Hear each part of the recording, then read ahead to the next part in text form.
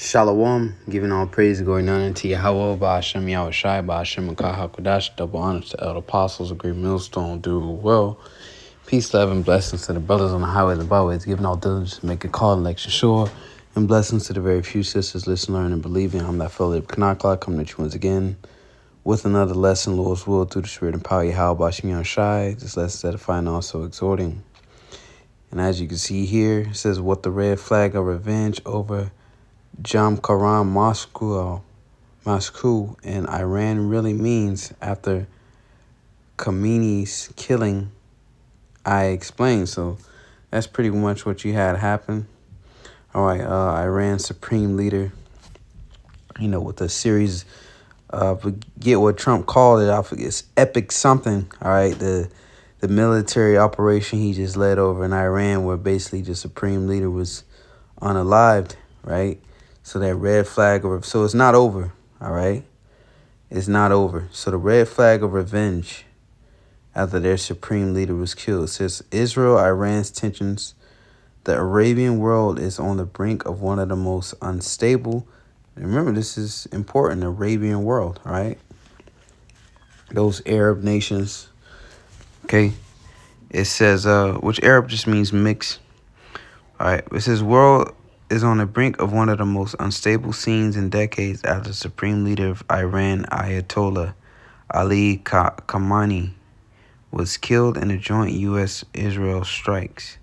Almost 90 million Iranians directly experienced the rise and the interaction on social media platforms around the world totaled more than 50 million interactions in 24 hours, which showed the reaction of the world on the conflict. Iran-Israel war update. Red flag of revenge hoisted at Jamkaran, Moscow. This was after the death of Khamenei, when a red flag, a sign of revenge, was hoisted on the top of the Jamkaran, Moscow, in Qom. The action is an indication that Iran is planning revenge. Okay, so this war ain't over, man. All right? When will it come to a ceasefire, or will it come to another off-ramp? Who knows? But as it states right now, it's in full swing. It says this has been echoed in Mashhad and Ish Fahad, Moscow's. The use of the flag resonated symbolically as reportedly more than 500,000 people were present at the public gatherings. What does the red flag mean? According to Shia, a red flag refers to the unjust bloodshed, all right, and demands revenge.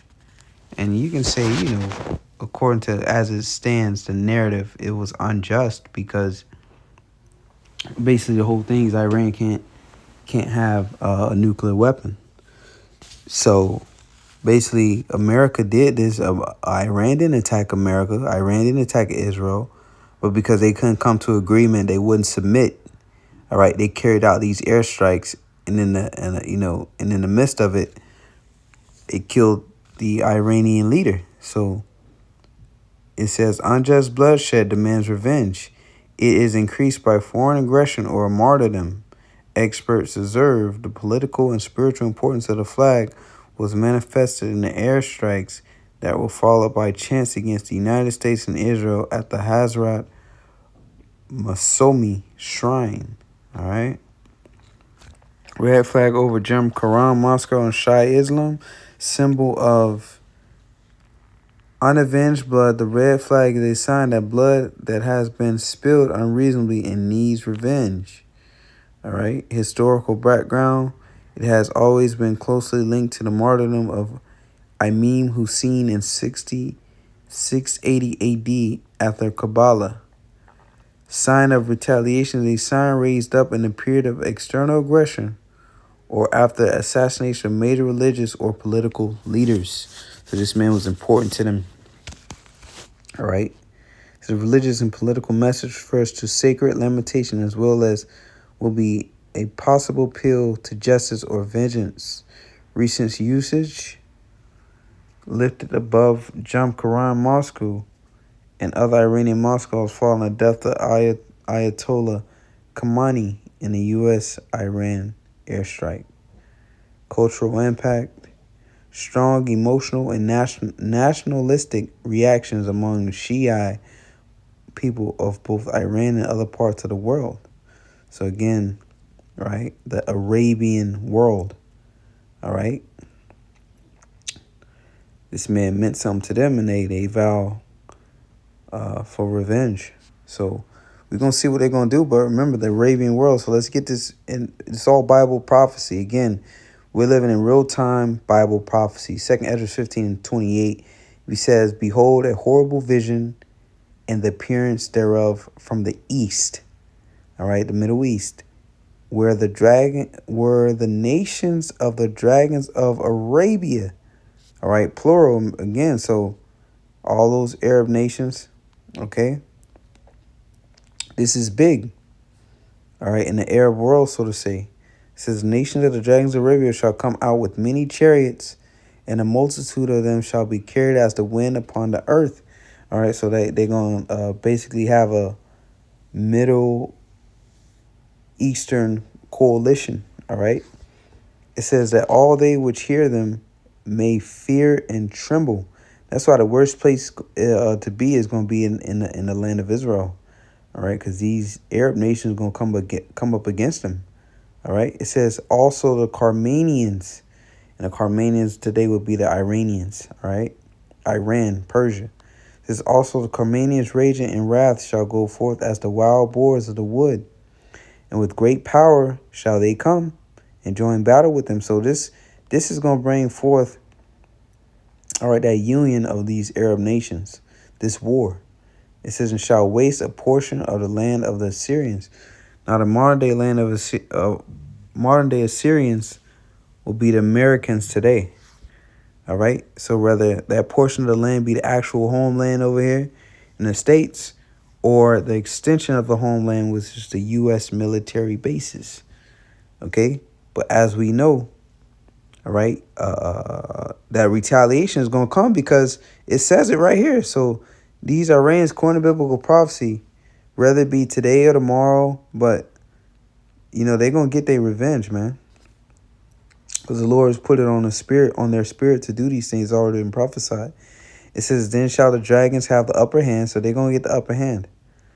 "Remembering their nature, and if they shall turn themselves, conspiring together in great power to persecute them." So they're going to come together, conspire together. So this, as is stated here, the Arabian world is on the brink of one of the most unstable scenes in decades after the supreme leader of Iran, Ayatollah Ali Khamenei, was killed in joint U.S.-Israel airstrikes. So this is like a line drawn in the sand. All right.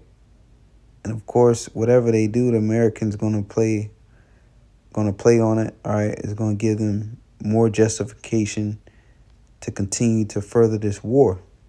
So we'll see what happens. But a Bible prophecy is taking place. All right. We'll close out. It's a quick update. Like Elzhar said, man, you shit.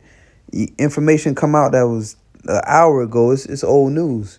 Before you know it, they done been retaliated. Okay. Habakkuk 2 and 3. "For the vision is yet for an appointed time, but at the end it shall speak and not lie. Though it tarry, wait for it, because it will surely come. It will not tarry." All right. So here it is. Iran is vowing revenge, and I just brought out that in Ezra, 2 Ezra, the 15th chapter, where the dragons of Arabia and the Carmanians are going to come together and waste a portion of the land of the Syrians, which is the Americans. All right. So we'll see what happens. All right. Be on your toes.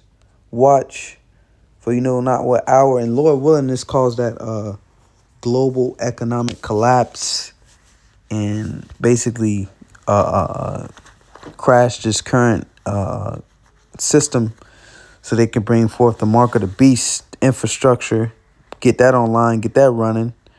All right. And make this chip mandatory so we can get the hell up out of here, man. All right. So we could be out of here within months, Lord willing. All right. So you can keep an eye on it, see what happened. Monday, So let's see what takes place. And then, we got Tuesday, the blood moon. All right. So we in that time of prophecy, man. All right. We could be months up out of here. In months, we can be up out of here, man. All they got to do is make that chip mandatory. They got the, the incident, so to say, to collapse the economy. All right. The oil. So, hey, let's go, man.